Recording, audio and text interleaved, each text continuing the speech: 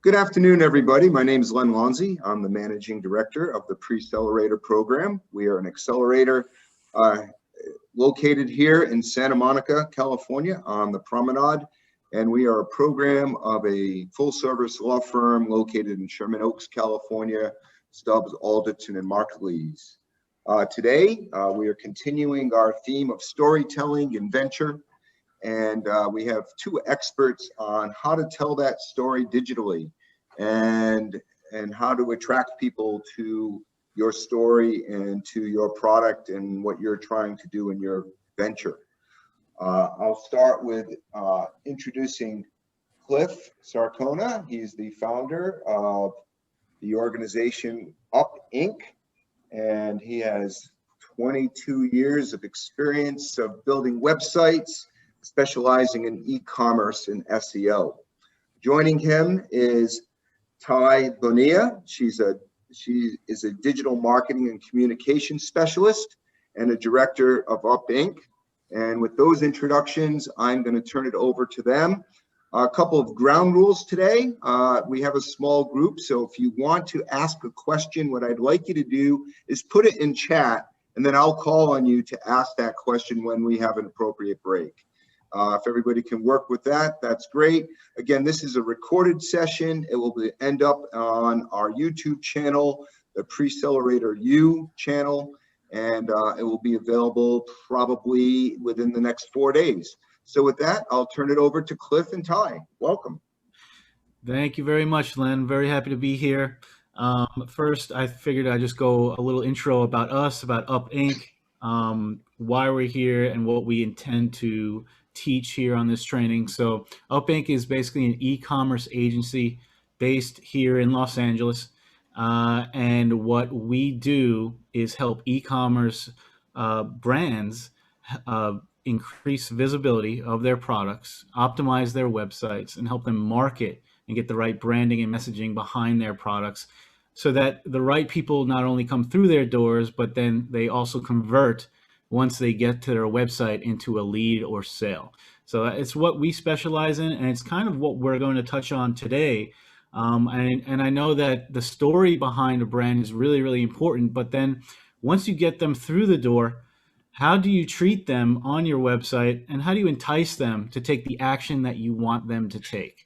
So today we're going to be going over a three-part training, and we basically, content optimization and SEO, we call it the perfect 1-2 punch, because SEO being a vehicle for driving traffic, if you are driving traffic to your website, you want your content to be optimized for conversion. And why bother even driving traffic through a marketing mechanism like search engine optimization if your content is not optimized for conversion? So we're going to start with the optimization part of your homepage, building a homepage that converts, and then 9 steps. Len asked me specifically to make this full of usable tactics that people can execute. So we're going to go over exactly what you need to do to your homepage to increase the percentage of visitors that actually take an action on your website. And that's going to be part 1. Part 2 is going to be the 3 simple SEO pillars that drive organic traffic. So once you have a homepage that is set up for conversion, now you're ready to start driving traffic to that homepage. And you could, even if it's with ads, but we are going to concentrate on the organic traffic side. And what do we mean by organic traffic? We mean people specifically coming from the Google search that are clicking on the organic results. And we're going to teach you the 3 simple pillars that you can execute to increase the amount of people that are coming from Google. Basically, we're telling you how to rank better on Google for the terms that you want to rank for. And it all starts with these 3 pillars. And then part 3, my partner Ty here is going to be handling the blog Olympics, getting your content fit for competition. So we're also going to be showing you a bit about the blog, your blog, how you can optimize it, how you can also use it as a vehicle for SEO, and allowing Google to rank your blog posts for visibility of your brand, visibility of your products, therefore increasing the amount of visitors to your website in general, and then of course giving them a chance to actually purchase your product. So let's start with part one. A little bit of a forward. This entire presentation is inspired by Donald Miller, if you're familiar. He wrote The Story Brand and books, The Story Brand, Marketing Made Simple, and several others. If you enjoy this content today, I thoroughly would encourage you to purchase these books and read them. You'll absolutely love them. I did. It's influenced what we do, and what you're seeing today is going to be a combination of what we've experienced as marketers, and then of course what we've been taught by these wonderful books. So we hope you enjoy it. So section one, the header. We're going to start with the very top of your website. The most important part of any website is the very top of fold. We call it the header. And what you need to ask yourself is, does your website pass the 10-second grunt test?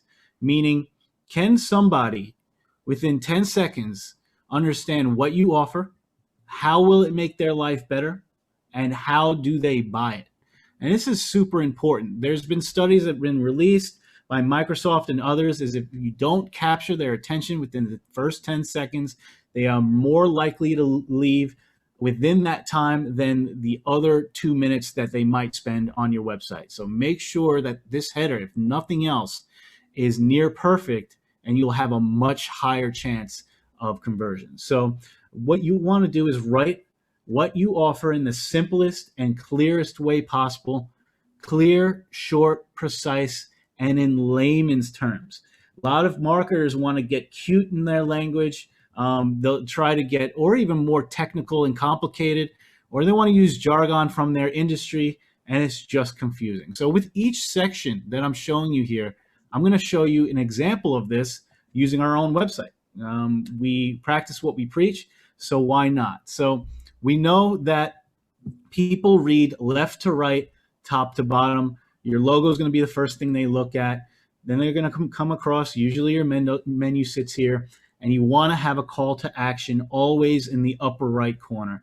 And this is the main thing you want them to do. It's to purchase your software, purchase your app, download a free trial of your app. This is the call to action that goes to the upper right in the form of a button, usually something that stands out. And I know this seems very, very obvious, but you would be amazed how many websites get this wrong. Very, very simple, but very hard. Very often people do mess this up. So then we're talking about a value offer statement. So very simple, layman's terms. What do you offer? What is the benefit? So for us, we help Shopify stores go from 500K in annual revenue to 2 million in sales. Okay, very simple, very upfront. And how is it going to make their life better? It's very, very clear from that how their life gets better, right? And we did have a couple subtext lines here to kind of further explain, but almost that's not as important as getting this right in simple layman's terms, in the clearest way possible, what you want to offer and how it benefits them, right? And then, of course, how do they buy it? If you're looking for them to get a free trial of your app, or if you're looking for them to buy into your app, you need to have yet another call to action. Yes, there's one here and there's one here, and you can make the argument that it's overkill, but it's not. You want it twice. And for us, we know that we're providing a service. So this is an advantage for us, for our customers to see how and give them both. One button here is fine. If you want them to have another button, the option to read more into this, you could put a see how button here, and it'll take them to a section of their website. And for us, this takes us to the guide section. We will get to that in a little bit, but that is the header. It's simple, it's easy, and it's something that you can execute within an hour of watching this. So please take action. We're getting to section 2 now, the stakes. This is your failure section. What is the cost of not doing business with you? And this section is so important that a lot of people will skip it because, maybe they don't want it. They feel like they're manipulating their customers by really digging into the pain points. But you need to know that this is, once you employ this and see the results from employing a section like this, you'll be convinced yourself. You shouldn't be shy about this. You need to kind of dig in and see what the pain points of your customers are. It might be wasted time. It might be missed opportunities, lost business, not reaching potential, losing to the competition, frustration. You need to know exactly what these frustrations are of your customers. And a lot of this might come from actually talking to your customers. So if you already have a pool of customers that you can send surveys out to, or just from building your product, you could get a sense of what these frustrations might be. And you should write them down. And 4 to 6 bulleted pain points will work. And just by knowing the problem you're solving um, can help you along and get started with this. So we like to start with a statement, have you been frustrated by? That should be the headline. And you can fill in the rest yourself. Apps that, or project management apps that, very, very simply fill in the rest and then just put it out there. Wasted or millions of dollars with little to show for it. Placed poor quality content because it's good for SEO. Had little to no competition, or played the disappearing act, right? So these are our potential clients' pain points, their worst fears with working with somebody like us, and we're spelling it out for them. We want to know that we want them to know that we're aware of these things, and we make every effort possible to overcome these pain points. And you want to do the same exact thing. So that's the stakes section, very, very important as well. Now we're getting to section 3, the value proposition. List all the benefits of your product, software, or service. What could your customers look like if they bought your product or service? Tell the customer everything they will get when they purchase your app. Spell out the added value and include a headline. A good example of a good headline would start with, our customers no longer struggle with, and then complete that sentence. So for us, stop struggling with new customer acquisition. Because we're an e-commerce agency, we help grow e-commerce businesses. And one of the things that's always top of mind for new e-commerce businesses, new and old, is how do we increase our new customer acquisition? So with us, the benefit of working with us is brand visibility goes up, digital revenue goes up, customer loyalty goes up, because we help you with your messaging and branding to the point where they feel loyal to you. And then once they get real results from their campaigns with us, they're more than likely to speak up about our products and services. So we also repeat what the value we bring by saying that we take product brands and make them into revenue generating machines. So that is what's in it for them. And that's what this section really is about. What's in it for your potential customer? And you need to spell it out very, very simply, and not with walls of text. Keep things short and simple. You want to tell the customer everything they will get, and you want to spell out the value in this section. So that's section 3. Moving along, section 4 we call the guide. You want to introduce your product as the problem solver, displaying empathy and authority at the same time. So we could do this by using statements like, we know how it feels, and then this is why we spent the last X amount of time solving this problem, solving this issue that you might be feeling. And you want to include short testimonials and reviews with headshots, and feature a case study. Keyword short. People don't have time to read your long testimonials. Edit them down, or feature certain parts of your testimonials so that they're very easy to read. So here's our example of this. We know how it feels to have a great product, but not enough customers and sales.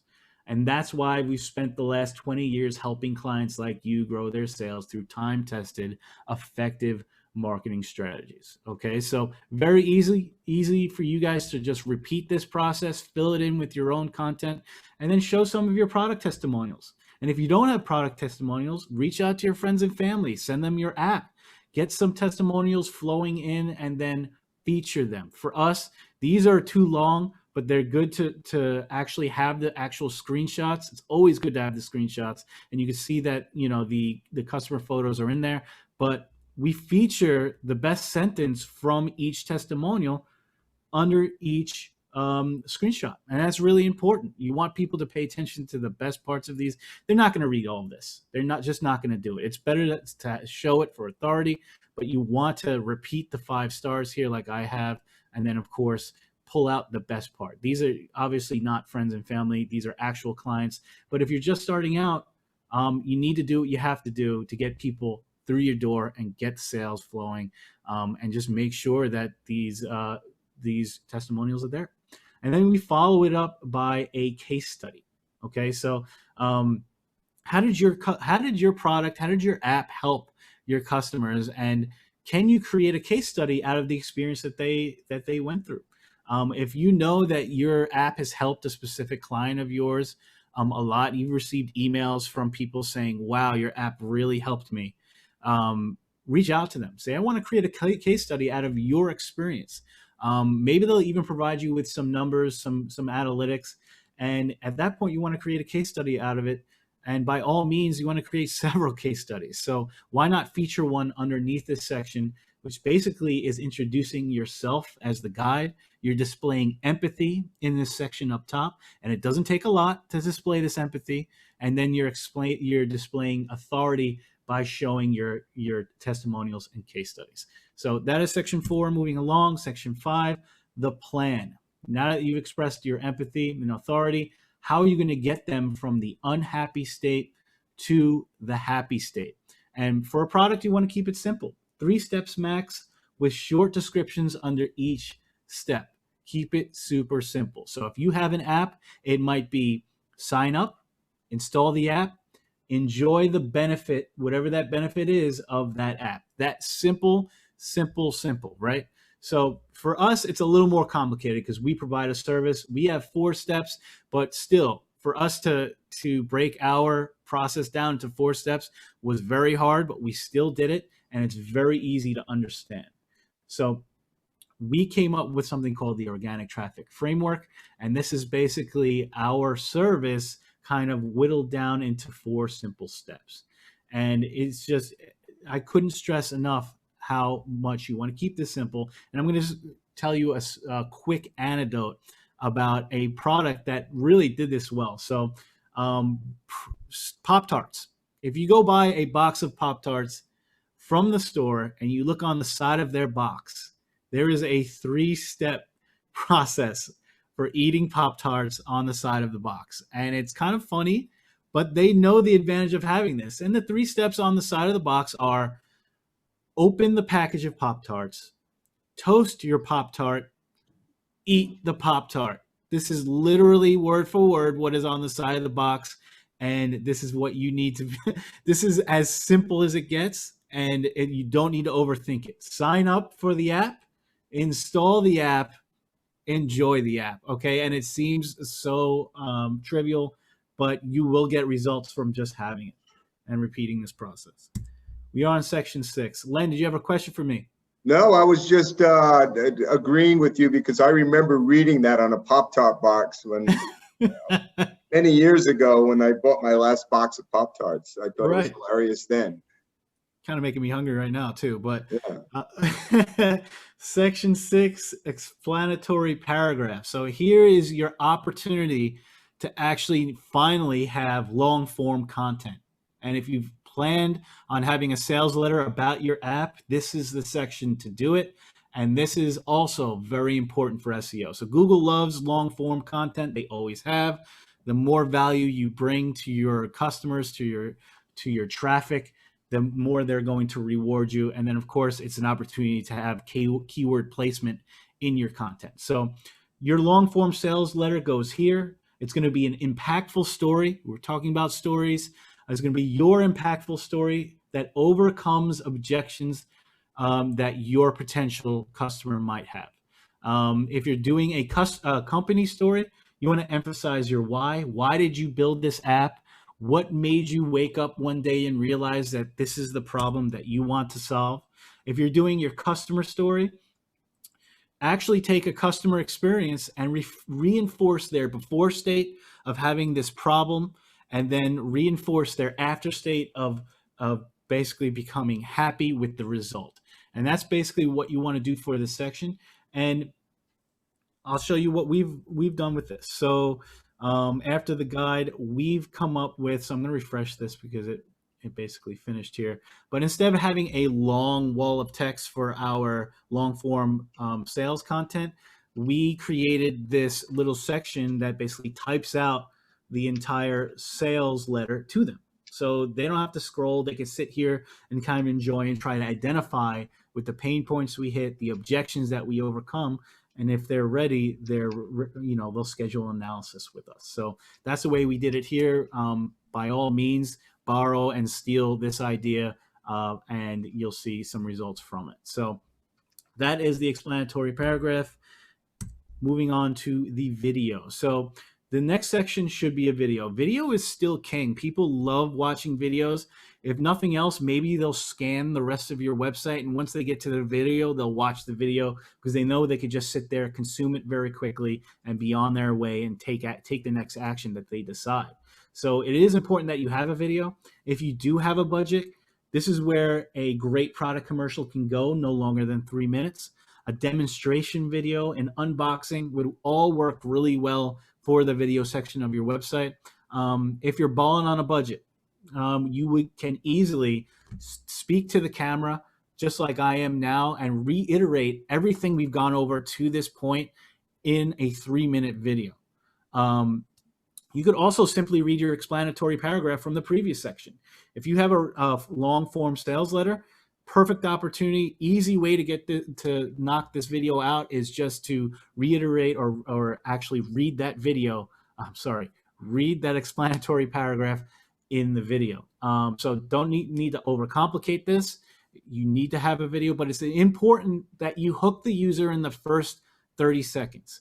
And what's the best way to hook somebody in the video is to explain what's in the video before you start talking about it. To say, in this video, we're going to explain why you should buy this product, why you're going to benefit from it. If you're struggling with XYZ, how you're going to overcome those struggles. And if you stay to the end, I promise you, you will understand how to better overcome these struggles, right? That's the most important part. You need to hook them in and make sure you watch it to the end because you're really going to like what we have to offer you in terms of solving this problem. So that's how you hook them in within the first 30 seconds, and you will see the watch rate to the end increase. Please do not make this more than 3 minutes. So unfortunately, I don't have an example of this video for you. It might be something that I could send to Len later, and maybe he can link to it in the comments. But we're working on our video as we speak. And once it is complete, I'll be happy to share it with all of you guys so that you could use it as your own example. But hey, Cliff, go ahead, Len. Real quick question from Steve Bradbury. Yes. Steve?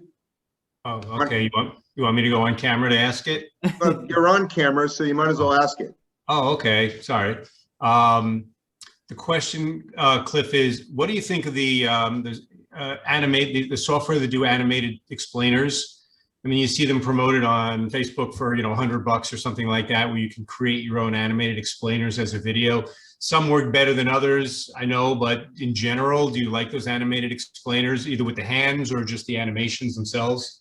I think they work great. To be honest with you, it's all more about the copy inside of those videos than it is about the animation itself. Of course, if it looks too wonky and it looks cheap, you may lose some users. But if you go to somebody who knows what they're doing and animation looks great and presentable, it's more about creating the copy within that video to hook them in. And I would absolutely, and you could even find somebody for cheap to do the voiceover for them. Somebody professional, and they work great.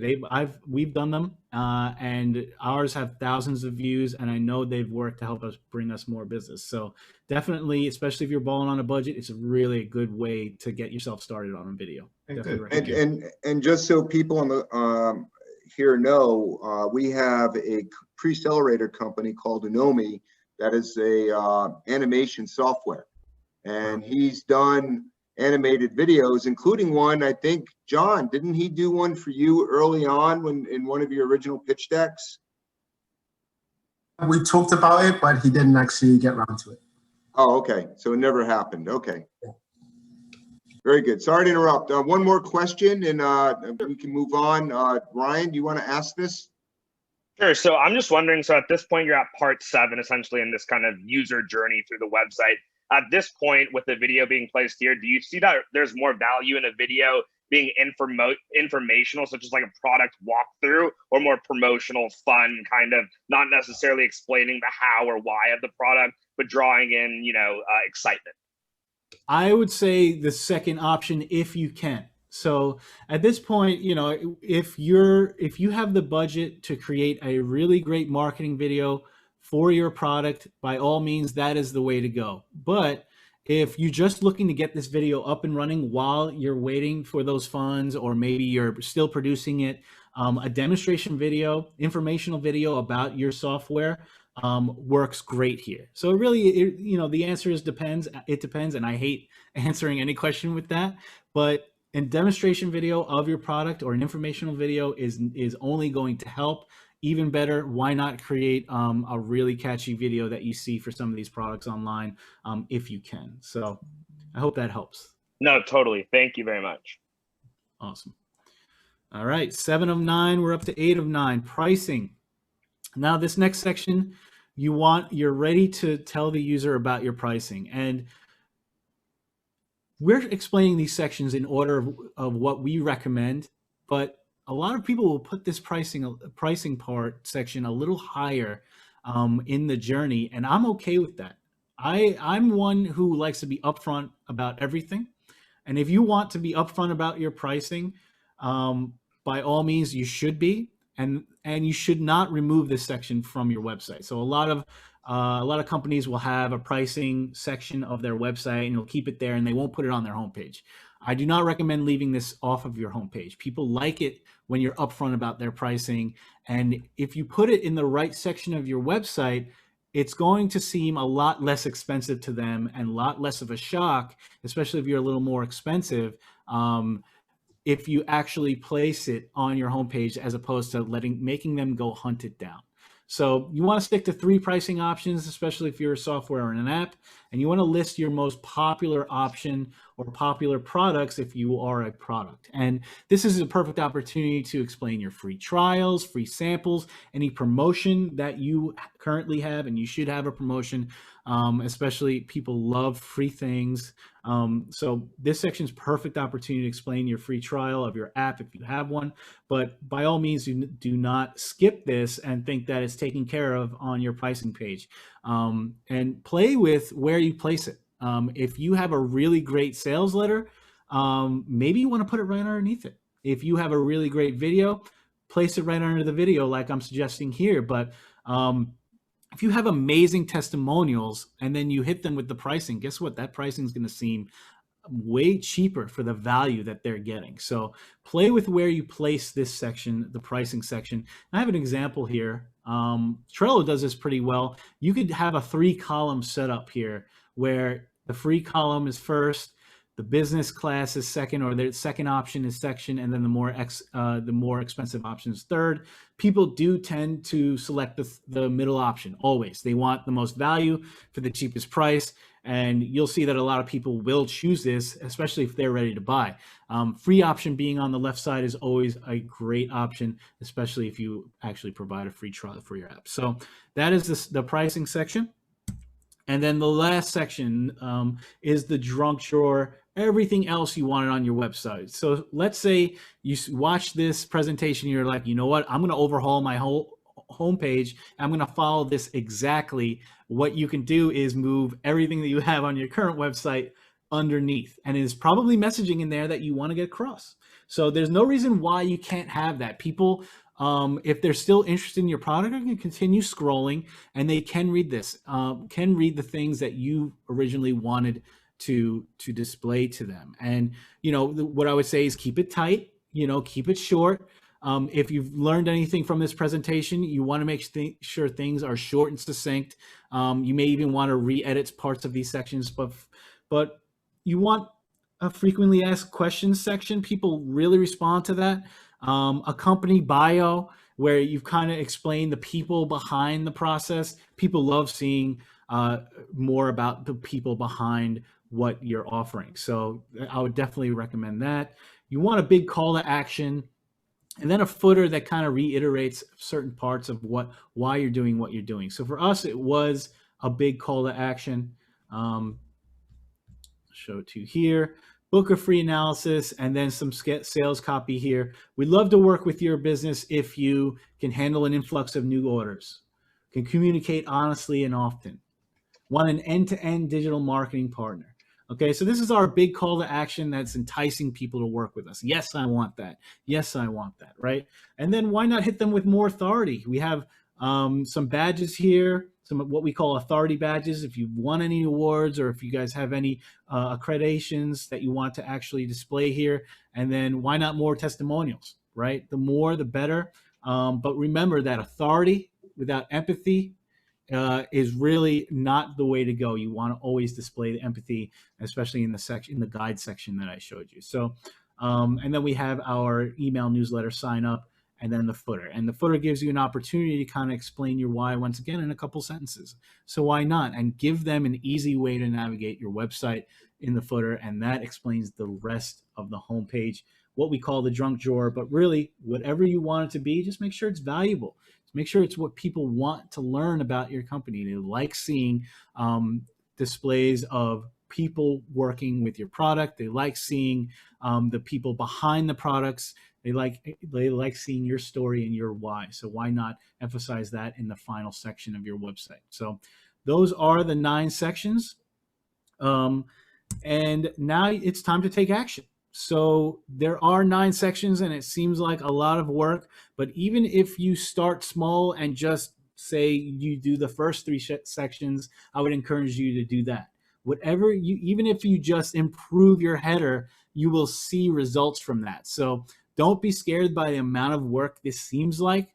Take it slow if you need to do, or knock it all out in a day if you can, but just take action, and you will see results from this. And play with the order of these sections. Yes, we do recommend you do place them in this order, but no, it is not universal across all sectors and all markets. Please play with the order in these sections. If you like some sections better than others, you can start with those, but at the very least, take massive actions and you should see massive results. So that's basically it for this part 1 of this presentation. And if there's any other questions, I'll take them now. Otherwise, I'll move on. So, John, you had a question. Did you want to ask that? Yeah. Thanks for the presentation, Cliff. So far, it's been really great and very informative. I had a question regarding the pricing aspect. Yes. I know your experience is mainly focused on e-commerce, which makes sense that pricing is so transparent because you want people to add to cart.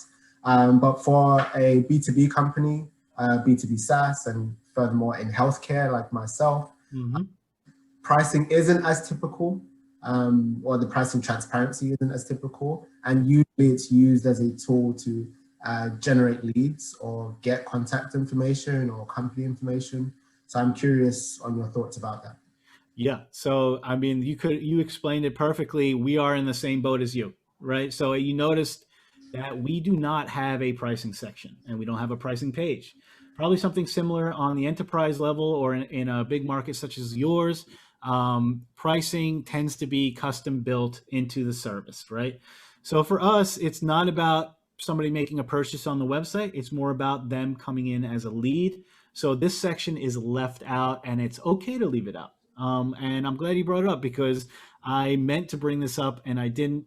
But if you do have a high ticket software or a service, then you might want to consider leaving this out because the lead is more valuable to you than somebody seeing your pricing and then head spinning and then leaving. Because if you have an app that's thousands upon thousands of dollars a month to interact with, then you don't exactly want to display that. And that is probably your best guess anyway, because it's probably based on the capacity in which they need to use your app. So the pricing section, optional if you're a service, optional if you're a high ticket software or software as a service. So very good question, and don't feel pressured to display your pricing. if you are a high ticket service. So Cliff, you kind of answered the next question that Zora had. Zora, do you want to ask your question? Actually, I think the latest response was helpful. I think we'll probably just remove it since it's a high ticket item where it's very custom. So yeah, I think my question might just be if basically our call to action should just be at the top, like, you know, request a quote essentially. Exactly. Yep. It should just be up in the upper right corner. And then you should also repeat your call to action throughout the page. All of these buttons go to the same page to book a call with us. Okay. And you might find if you're high ticket that the sales conversation is even better than, you know, anything else. So if you want to take them directly to a Calendly like we do, you could use this as a good example. You know, schedule a free website analysis. Maybe you have some other form of value that you could display to your potential customers on a sales call that'll just wow them and give them a chance to book the call with you. You can see I'm kind of repeating the testimonials here, giving them an idea of what to expect if they book a call. Very, very important. And then frequently asked questions. Just giving more opportunities to overcome objections while they're considering booking a call with you, if that makes sense, if that helps. That's very helpful. Thank you. Excellent. Happy to do it. A couple more questions. Please. So one is regarding this call to actions. Do you have any experience or any insights regarding whether booking a free demo and getting a sales quote, whether one performs better than the other, or whether that's just kind of whether they can be used interchangeably? I would say booking a free demo all day long, but I would even that language is almost saturated in the market. You know, when people see demo, I feel like they automatically think this is going to be a sales conversation, as opposed to giving them an opportunity to get value. So for us, it's a free analysis, and maybe it'll be the same thing for you. Let me analyze your current software and show you where you can improve. Wherever it may be, maybe that's better language for your call to action than book a demo or get a quote. You know, it depends on your audience. So I would definitely talk to your customers about that. And maybe that if there's urgency behind your product, let's say if you're a healthcare product and you're solving a very specific issue, and the urgency is there, maybe get a quote is the best way, because maybe they just want to know the pricing and perfect, get a quote. That's what I want, you know. But for us, get a quote, you know, means that they're going to get pulled into a sales conversation, and most people don't want that. But that's our demographic, you know. So it's based on your customers. I would test it, always be testing, but just know that, you know, book a demo for us seems to be the more saturated call to action, and I would look into what value can you bring them into a conversation, as opposed to let me just show off how great we are, you know. And I hope that helps. Yeah, it does. And the last question really quickly. For section 6, the explanatory paragraph, Yes. about the feature that you guys used for that section, does it still show all of the text to Google? Yes. Great question. So the way Google works, if you right click anywhere on your website and you click view source, okay, and if you could see the text in the source, in the code, then Google can see the text in the code, because that's how Crawlbot works. That's how Googlebot works.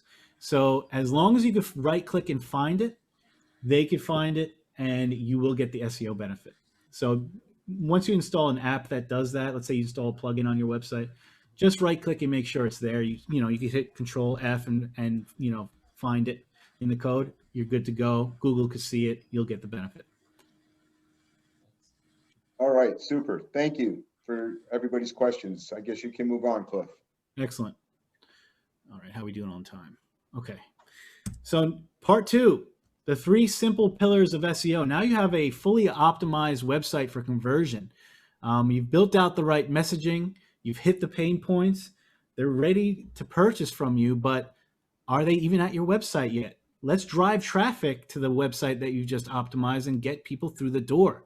So SEO, people are kind of scared of the term search engine optimization just because it sounds fancy, but all it is getting your website to rank better in Google so that you get traffic from the keywords that you want, right? You get traffic over your competitors because you're positioned higher.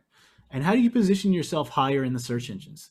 So I've kind of broke this down into 3 simple pillars: the URL, the page title, the page heading, and then we have a 4th one here that I'm going to reveal at the end, that's kind of advanced. And I want to forewarn you that it's something that I almost don't recommend doing on your own, but I do want to explain the concepts behind it. So we'll get there. And this is in the order of impact. So if you're going to try to optimize one of your pages so that you can get more organic traffic, the URL is going to have the most impact. Then the page title, then the page headings. So let's start with the URL. The URL is simply the most impactful ranking factor. When Google goes to your page and wants to know what it's about and wants to understand what your content is about, it looks at the URL first and what's in it. So if you were to go to, I have an example blog post here, UpInc.co, e-commerce trends 2020, digital sales pandemic. So that's our URL, and we've placed that there strategically to tell Google exactly what it's about. And you'd be surprised that people don't understand this. They'll have a bunch of numbers and letters here, or the wrong keywords are here, or no keywords at all, when they have a perfect opportunity to optimize the URL of the page they're trying to rank. And just by doing this alone, you will see an increase in ranking. So that is the URL. Place the keywords that you want to rank for in the URL. Okay. Pillar number 2, the page title.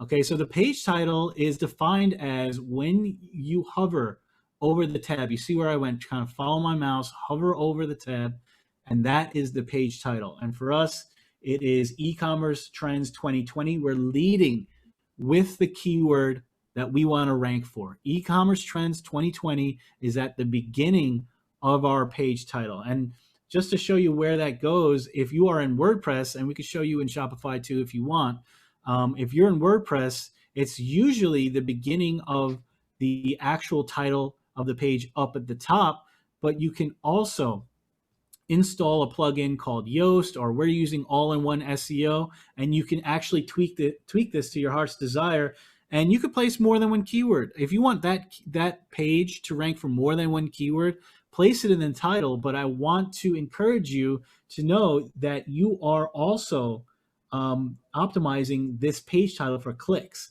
So when you hover over this tab, that's what's showing in Google when people see your website. So you also want to keep that in mind.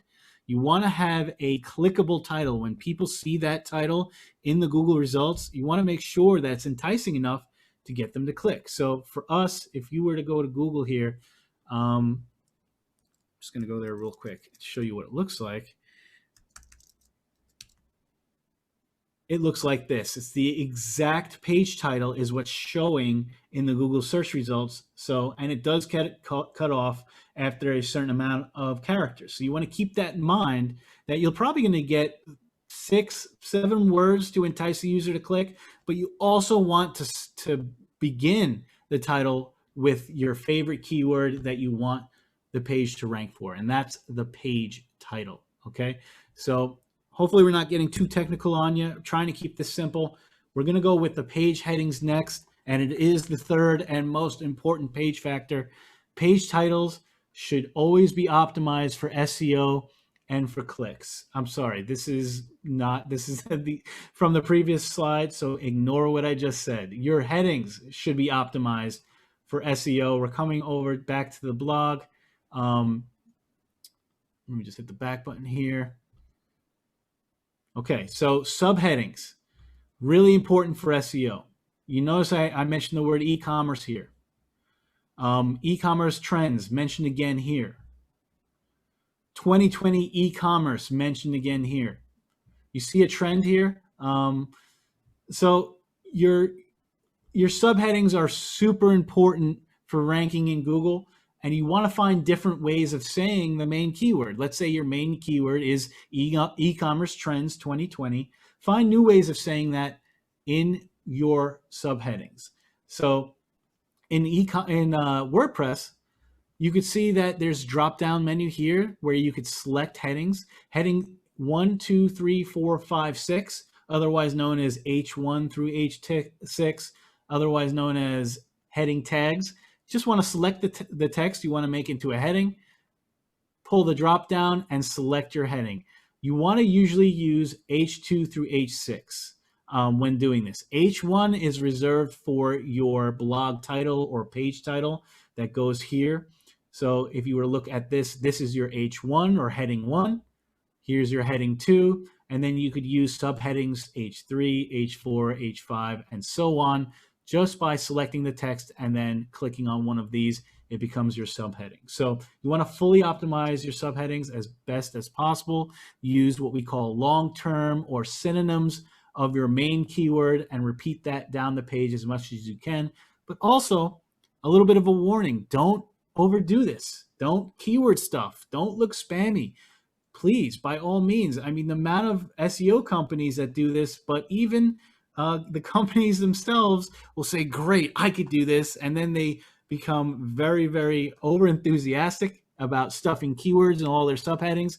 And then you get a bunch of spammy looking subheadings and you're going to lose the user as opposed to just having a nice combination of quality and optimization. And that's always the best way to go. Quality over optimization, quality over everything always when building your websites. So please do not overdo this. That is my word of warning there. And then we are going into the unsafe territory. Pillar number 4, please approach with caution or get a professional to do this next step because you can get penalized by Google. So what is pillar number 4? Link acquisition. Backlinks. You've probably heard this term backlinks before. What is it? Why do you need it? Well, I want to explain this to you, and I also want to explain why it's so dangerous. So how popular is your website across the web? How many websites are mentioning your website and then linking back to your website? And that's the concept of link acquisition. And it is something that we do for all of our clients because we don't want them touching this ever. You have to do it in a specific way. You can't build too many links too fast. You can't build a specific type of link too many times too quickly.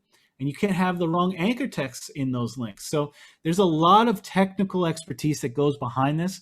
But I just want to get your brain thinking about this concept of link acquisition.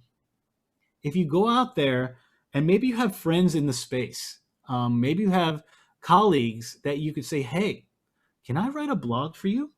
Can I give you everything you need and all you need to do is click post and I'll provide value to your visitors? If you have people in mind, you have colleagues in mind where you could reach out to them and actually guest post for them. We call it guest posting in this industry. You could ghostwrite for them.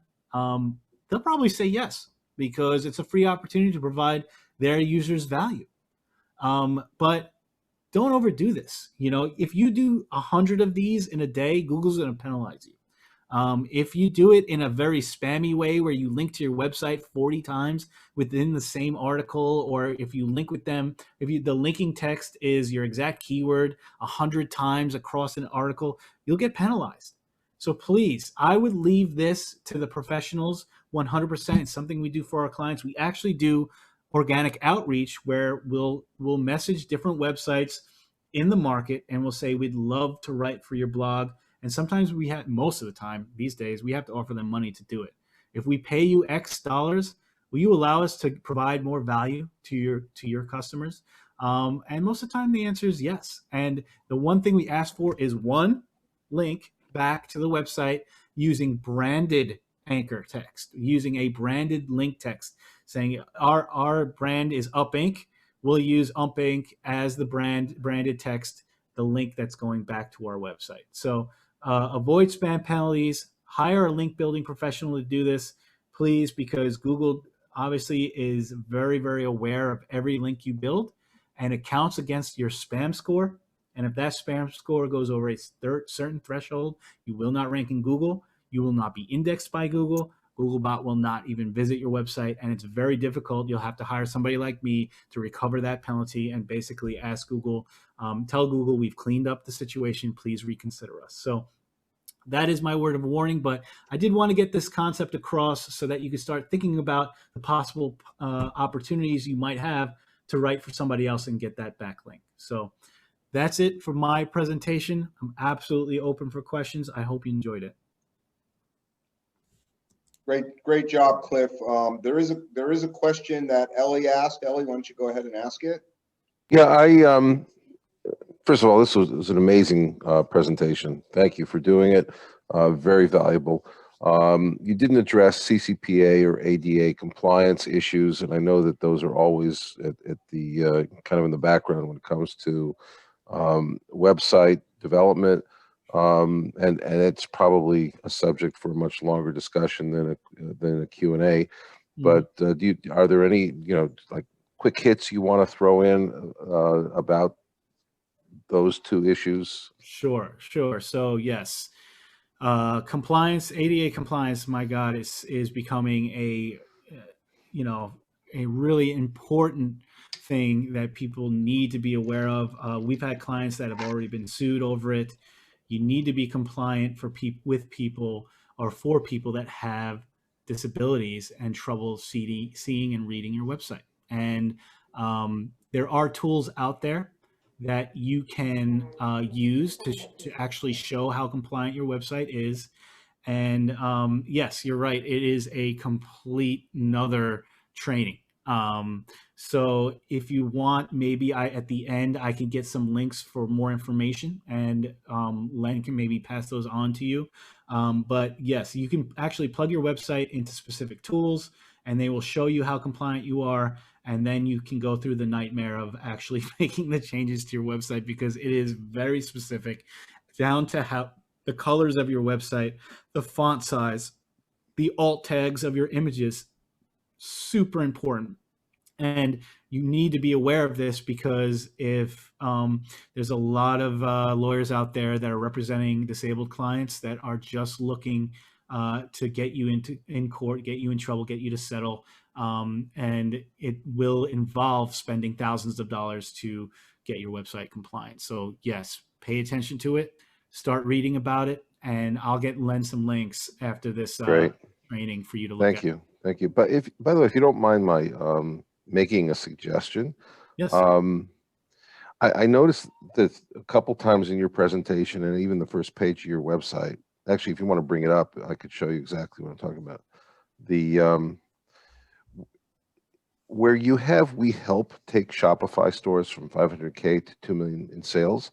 Yep. I'd like to recommend that you avoid the word help and substitute action verbs. It makes a stronger statement. You don't help take Shopify from stores from 500K. You take Shopify stores from 500K to 2 million. Love it. And you also, you mentioned we help our clients grow. We help with messaging. You don't help with messaging. You provide messaging and branding that does A, B, or C. So that's just a little thing, just to kind of tweak your thinking a little bit, for yourself, for your own messaging, for your clients. I love it. The word help or the word or anything that is any synonym thereof waters down the message. And so that's just something I like to share with you. So true.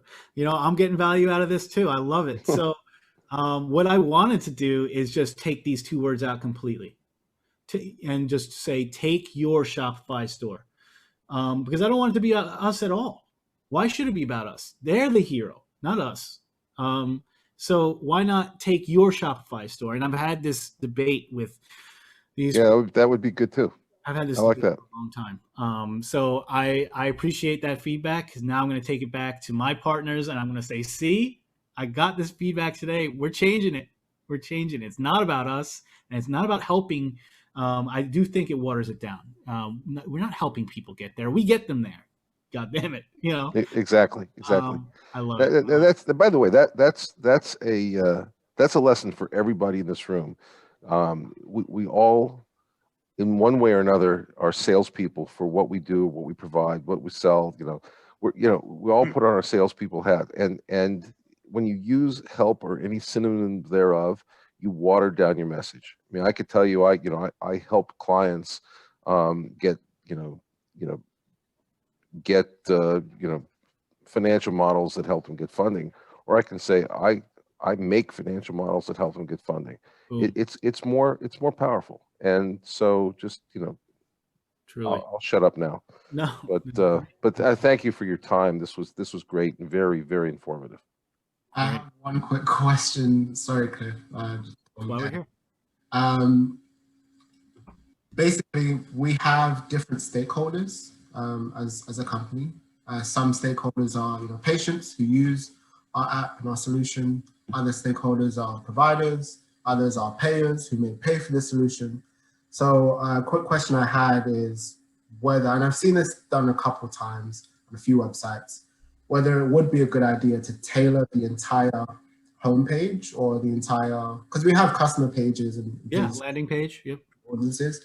But I'm wondering if, for example, if getting straight to the site, the user has to pick a path or choose who they are, and then it going into, the whole messaging and everything you've outlined, but tailored towards them. And if not, what do you recommend a company that has multiple stakeholders do? Do we just leave the messaging focused on the people that are buying it?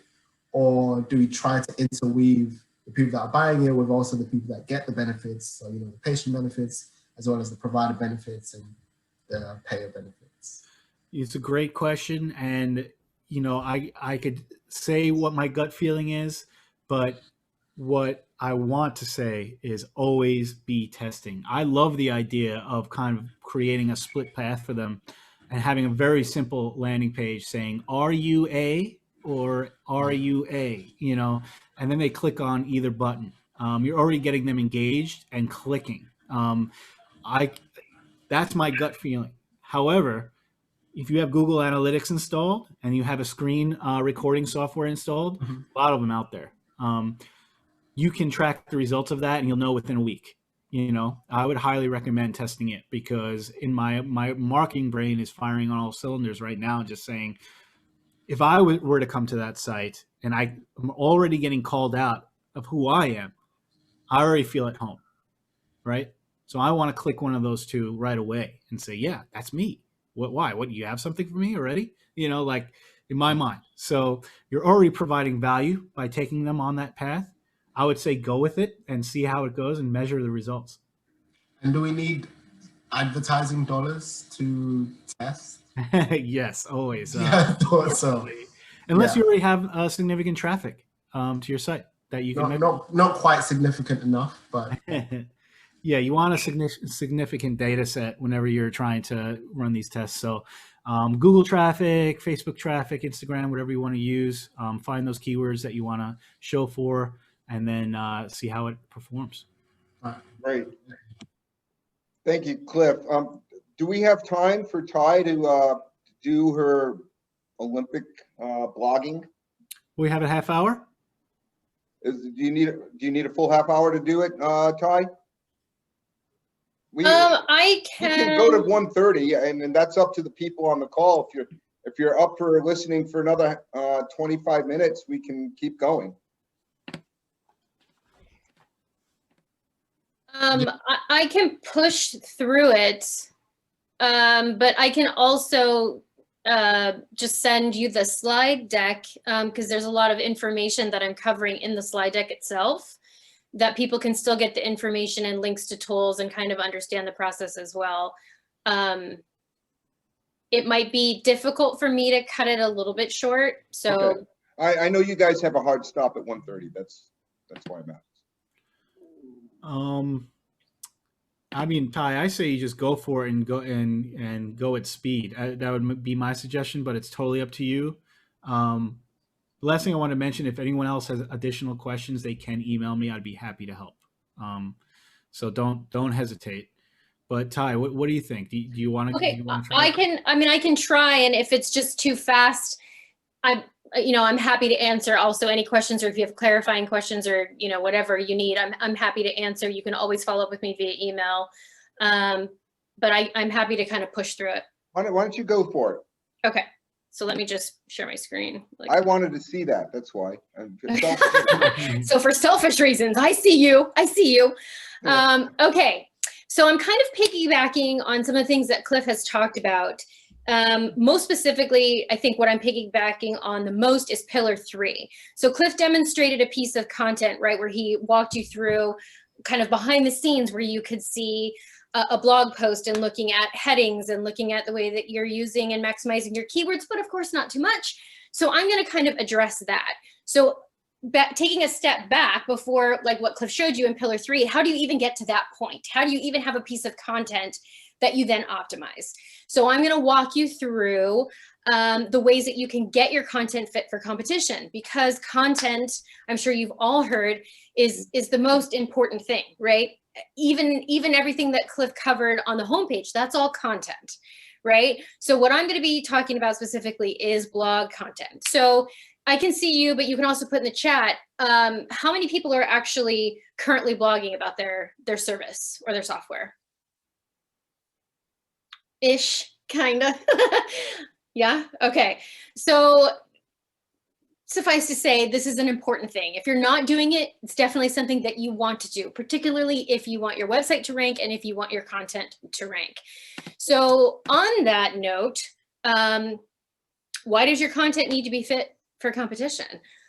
Because content matters.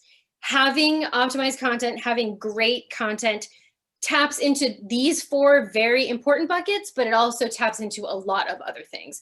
So primarily, it's visibility. When you have content on your website, when you have content that people can see and click and read and find on social, you are making your brand literally visible to others. And this is obviously something that is very much connected to your story. When you're telling the story of your product or your service or your software or your team, getting that out there is also very important for brand visibility. And great content creates opportunities, endless opportunities. Number 2, brand awareness. People might not have ever even heard of your product, your service, or your software, but if you have compelling optimized blog content, it gives them something very literal and tactile that they can see and read and understand. And you never know. I think Ellie shared this anecdote. I don't know if we were live at the time, but he shared this anecdote that he was at this event, judging event at USC, and somebody knew him and recognized him because of content, right? You never know the power that a blog post is going to have. So investing the time and energy and optimizing your blog content is something that even 5 years from now might draw a new client, a new prospect, a new lead, a new customer. So you need to take it seriously and put time and energy into it. So brand awareness. Next, niche authority. You always want to take every opportunity you can to be the authority in your market, and content that you produce on your website and content that is ranking for your product or service or software is the best way to accomplish this, right? You actually have written word, case studies, video, images, reviews, testimonials, all of that is viable content that helps you establish your authority. And obviously, if you're ranking for that content, the authority is right there. You're on page 1 or you're in the top 10 for that niche, for that product, for that service. So it's already implied, the trust, the value, and the importance of your content. And then lastly, but not lastly, but for this conversation, lastly, user metrics. So when you have optimized, compelling content, it's a very easy and effective way for all of your organic traffic boxes to get checked. People are going to your website or going to your blog. They're spending more time on your website because they're reading your content. They're clicking on elements of that blog or elements of your website. It helps improve bounce rate, which I'm not going to get into. But if you have questions about it, please email us. And then obviously, if you have a blog where you're inviting people to actually have conversations, then it has comments on the blog. And these are all factors, very important ranking factors that Google loves to see. Okay, I know I'm going fast, sorry. So what I'm going to do now is give you an optimization checklist. Okay, so 5 steps to get ahead using your blog content. Number 1, conquer your keywords. Now, your keywords is something that should be decided before you start writing your blog content. You're not choosing a new keyword every time you write a blog, right? You're not choosing a new keyword every time you produce a new piece of content. Your keywords are part of your SEO campaign, and you need to know what those are before you start producing content. Now, there's many tools available to accomplish this. If you're working with an agency like us or a traffic architect like Cliff, they can also help you research and decide on what the best keywords are for the competition, for products, services, and obviously for your target market. You don't want to kind of go blind and choose keywords. This is strategic. It requires research and thought and conversation. So by all means, put time and energy into this. And your keywords are not something that should change. They can change, but when you decide what you want to rank for, agencies like ourselves and traffic architects, we're focusing all of our energy to make sure that you're able to achieve those goals and rank for that. And if you change those keywords, the process has to start over, right? So it is a commitment. You do want to choose wisely. You want to think about what keywords you're selecting and what you want to rank for before you start actually producing content. Step 2 is topic trials. So this is going to be your actual blog content, the topics. So what Cliff had demonstrated in Pillar 3 about making sure that the keywords are in the topic, this is part of that. Some things to pay attention to, even though that it might be against the grain or against what you think. Search volume. So if you're thinking, oh, I want, thousands of searches per month. When you're starting out, a search volume that's above 0 is a win. You could get a shoe in and own that space. Before you know it, it could be a trending topic, right? And you had the foresight to rank for that keyword, for that topic before anybody else, which means you are the authority, right? Super important. So don't think that you have to have tens of thousands. More than 0 is a win. You could maximize that. And growth at all levels is good. Right? So what I'm going to do now is I'm going to show you a tool. You may have heard of it. You may even use it, but I'm going to show you a tool. It's called Ahrefs, and this is a tool that you would use to help identify compelling topics once you have those keywords decided. So let me just pull this up really quick. And again, it might be a little bit technical. So I apologize if it gets a little too wonky for you, but again, please send us your questions if you have them. So let's say you know what your keyword is. I'm going to use a client example. So one of our clients sells vitamin C serum. So I'm going to type this topic in here really quick. So I'm in Ahrefs, I'm in this tool, and now I want to see what are the topics that are people are searching that's related to the keyword that I want to rank for, okay? So what I'm doing here, oh, sorry, kicked me out, is I want to go into Keywords Explorer. I'm going to do this again. Sorry about that.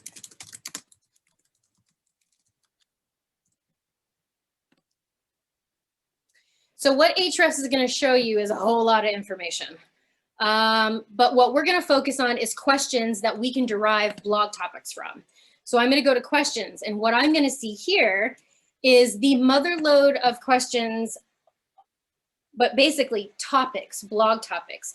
Now, again, you're going to see a lot of information here. What you're going to focus on is you want, of course, volume is somewhat important, but you want to make sure that the difficulty is less than 50 because you don't want to set your content up to fail. So you want to be able to have content that you know that you can optimize and rank for reasonably, right? So set your threshold at 50 and work with anything below that, okay? But what you can see here are a wide range of relevant topics that you can then create blog content from. So essentially what you're going to do here is you're going to export a list, and basically, just to show you this, you're going to have, if you can look here at the bottom of my sheets, all of these different topics. because one very important thing for content and for content marketing and for SEO is to have a lot of content. And if you're wondering, how often should I be producing this content? Every single week. A blog post every single week. Well, how long should this content be? Around 2,000 words per post. That's a lot of content to produce. And if you're on a small team or shoestring budget, I mean, it's a lot to do. So the more you can plan, the more you can set yourself up for success, highly recommend that you do that. So you can see here that we've got tons of topics for different keywords that our client is looking to rank for. But we also have an endless stream of content ideas and opportunities for us to take advantage of. So once you have this list, now I'm going to toggle back to this. You've got your blog topics. You've used Ahrefs to find them. Now you need to go surfing. So yet another tool, yet another software, not literally surfing. The tool is Surfer. So I'm just going to show you very quickly what that process is like so that you can see. So now you've got your blog topic. Now you want to use this tool called Surfer. So you can see, I'm going to go surfing. So essentially, you've got your blog content written, okay? And what this tool is going to do is it's going to show you all of the other companies or businesses or software or products in the world that are writing about similar topics, what you need to do to optimize your content to compete with them. So again, this might be very intimidating to see, and I'm sorry that I have to go so quickly through this, but what you want to do is you're going to look at what are the other companies and businesses that are ranking for similar topics with their blogs. And basically, this is kind of like a process of elimination. You want to compare apples to apples. So you want to look at blog content to blog content, not blog content to product page or any other piece of content, right? And you want to look at companies that are in line with your own, right? So you would go through the process of looking at some of this other ranking content, and then you basically want to select and choose those that are very similar to yours. And basically, once you have that mapped out, then what this tool is going to do is show you all of the boxes essentially that you need to check to dial in and optimize your content. So here you can see word count, you could see how many paragraphs you need to have, headings, images, and something that Cliff demonstrated in Pillar 3 was the importance of those headings and subheadings, right? So this tool is going to help you optimize every level of your content to ensure that it's going to be successful. So you can see here that we've got images with alt tags. We've got all of our headings here. You might be or feel like some type of pressure to get this to a certain point. Just do the best that you can. Like Cliff also mentioned, quality over quantity. Make sure that you have valuable, good content, and that here, when you're looking at the terms, that you're tapping into those keywords again, because like he said, it's a fine balance. You want to make sure that you're balancing your keywords with the optimization. So Cliff, I don't know if there's anything you want to add before I move on very quickly to the next part of this. If you're talking, I can't. Sorry, I was muted. No, I thought you did pretty well. Yeah, the main thing there is just exactly what she said. Do the best you can. Any optimization is going to create forward movement, and really don't keyword stuff. Please do the whole world a favor and don't keyword stuff with these tools. That's all I have to add. Okay, so the next part is that content is also images and visuals. It's not just words. And the images that you put on your website, and particularly the images that you put on your blog, are all part of optimization. So you want to take the time to build a photo bank, to have images that are relevant to the blog posts and content that you're going to be producing, to make sure that you're adding those alt tags and labeling those images, because those count towards your keywords. So when you're using a tool like Surfer, you want to put the titles of the images in there as well, because all of it counts for optimization. Images are part of it, right? So a bonus tip that I want to share is that your blog content doesn't just live on your website. Yes, it should be on your website, but you should be maximizing every piece of content that you produce on social, because it's driving more traffic back to the source, right? So use your blog content for social media posts, to create video content out, to create FAQs, Q&A, podcasts, even ad campaigns. If you have an exceptionally optimized piece of blog content, you can use that blog content as a lead gen tool for an ad campaign, right? Especially if it's tutorial or demonstrative and you're actually demonstrating your product with that blog content, you could put paid behind that and drive traffic to a landing page and get new leads that way. So maximize your blog content as much as possible. And you need to add the pixel. And that's a whole other conversation that unfortunately I can't get into, but the way that you track the efficacy of that ad campaign, if you are going to drive traffic, is to make sure that you have it pixelated so you can collect that data. Now, some of you might know that pixels are changing and everything's in flux right now with Facebook, but in order to actually track and measure that, you will need to add a pixel, okay, just as a side note. Then the fifth step in the Blog Olympics here is to do the 3E challenge. So you want to write evergreen content. This is content that lasts regardless of season, sale, or service.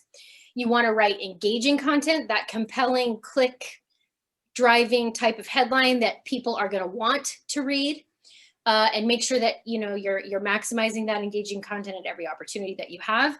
And also, don't just let your content sit on your website or social. Take that next step, and if you have an email list and they're engaged, send them that blog post, right? Drive even more traffic to your website. Maximize that opportunity as well, and use email as an opportunity to drive eyes and clicks to your website and your blog content. All right. Now, once you have done all those things, in order to track and measure, you have to actually do the activity. You have to go out there and post the blogs and then learn how effective they are and what the response is. But there's also lots of other things that you can do here. And I've made a short list, right? Post on your website, post on social, post as stories. And this is something that if you're using social media to build an audience or drive traffic to the website, stories are like springboards, right? So you would use a story on social media to then drive traffic to your website. So it's one of those totally free ways to get traffic and more eyes and clicks onto your blog posts. You'll track activity in Google Analytics and measure which topics are performing best. And then obviously KPIs or key performance indicators, you want to match that, right? If you are looking to have certain successes with these efforts, make sure that those are in alignment. They're not completely disjointed. And then finally, you want to collect the rewards. But what I want to show you really quick is an example. So this blog post, it's a blog post that we have used for a client, and I want to show you the success that these blog posts actually yield in case you are suspicious. So of course, we're not focusing here on sales, we're focusing on traffic and visibility. I want to show you how effective blog posts are for this particular client. One blog post, over 25,000 sessions. Another blog post, 11 ways to make your own lip mask, 24,000 sessions. So you can see the logic, right? When you have optimized blog content, the traffic opportunities and sales opportunities are endless. And if you can't see that because it's really small, let me just make it a little bit larger here so that you can see the impact. And these are not paid. This is 100% organic traffic from blog posts. And this is what blog posts can actually do for, well-optimized blog posts can do for your content and your website. So let me go back here. Okay, so I know I went really quick. You might have questions, you might not have questions, but I'm happy to answer them really quickly if I can. And if not, please feel free to email me and I'm happy to clarify anything with blog content. Hi, you ran a marathon in that Olympic challenge, so great job. Sorry. No, not sorry. Great information. John, you had a question regarding number of keywords. Yes, we've got a follow-up question after this, but do you have a recommended number of keywords we should target? Cliff, do you want to You Jump in. can target as many as you want, all the keywords. I wouldn't use one page to target all of them. Right. I would create separate pages for every keyword, unless you're doing a lot of synonyms on the same page. But yes, there's no limit. You keep going and going. That's what I love about SEO and organic traffic is really you could either choose to stop, or you could choose to keep expanding the amount of traffic you get from the amount of keywords that you choose. So Got it. And then follow-up question. What is the absolute minimum you would recommend writing? I know you mentioned 2,000, and that's because, you need to provide value, and the longer the content, the better. But if you were really trying to skip and be efficient, if possible, do you recommend something less than 2,000? Or is it just not worth it if you can't reach that number? No, it's still worth it. And when we first started out, our clients didn't have big budgets, and we started with 500 words blog posts. And you know what? It was still okay. I noticed a huge jump in performance once we hit 2,000, but it's still worth it to get those 500 word posts in when you can. So definitely still worth it. Yes. Excellent. Well, I've learned a lot from this myself, and some of the things I want to take a look at the Preccelerator website, which I think is optimized very well, but I think we could probably do better. So especially in the blogging, I'm on the blogging site right now, and it's just a listing of our events, but we should do some thought leadership there. And that's what my mentors are for. I'll have them start writing because they can do a better job than me. So with that, any last questions before we come to the end of the half hour? I know it was a small group today, but I'm thrilled with the content, the energy, and it's great to have guys like Steve, who's just launched a new business, was a mentor. John is currently participating in the Preccelerator. Ryan's coming on board. Zora, welcome. Love to learn more about what you're doing. And Thomas Reeves, always good to see you. You came in a little late, but it's great to have you here today. Thomas represents Expert Dojo, one of our brother or sister accelerators here in Santa Monica. So, and Ellie, I've said enough about you. And so thank you both for your time today. And I really appreciate it. Thank you. You are very welcome. I had a lot of fun today. Thank you for having us.